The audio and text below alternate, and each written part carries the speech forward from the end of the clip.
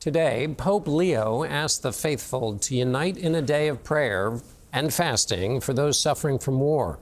It's become a common theme for a pope who has held the papacy for just over 100 days.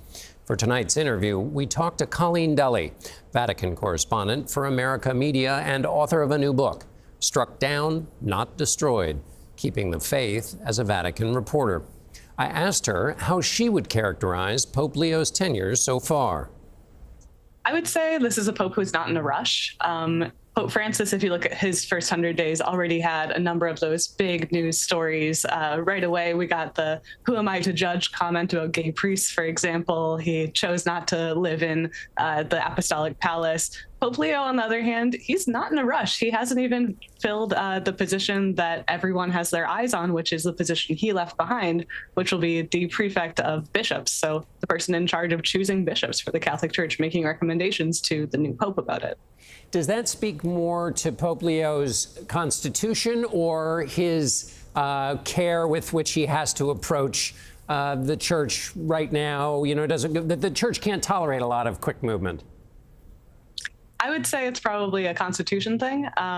He is probably aware that it's better at this moment of divisiveness in the church to proceed slowly. And also he knows that time is on his side. He's relatively young for a modern pope.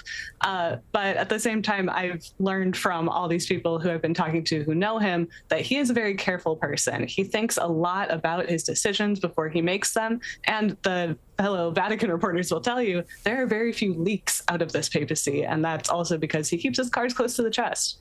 Well, let me turn now, Colleen, to your book, Struck Down, Not Destroyed. Tell me about the title. Sure.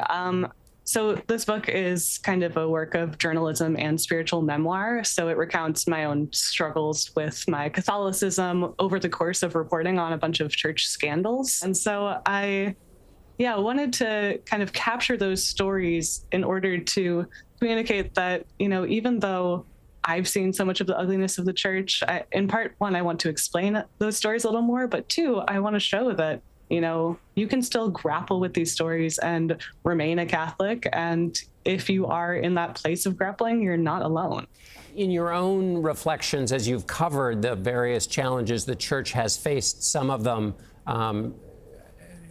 true, deep-rooted challenges, is there a through line to what has helped you retain your faith in the face of reporting on all of those challenges to the church?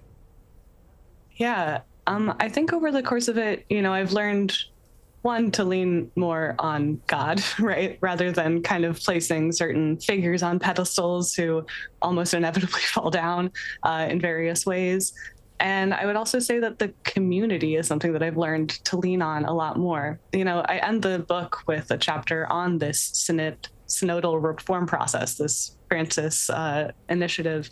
And so much of that is about getting together with people and sharing stories, and especially stories of how people have been affected by the church.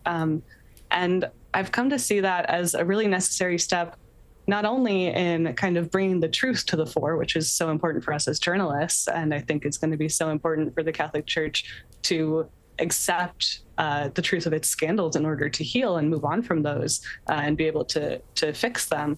But in another way, it also helps a community to heal. You know, sharing stories with each other, listening to each other can heal a lot of divisions between people. And I guess that for me, it's just, this is my contribution to that story.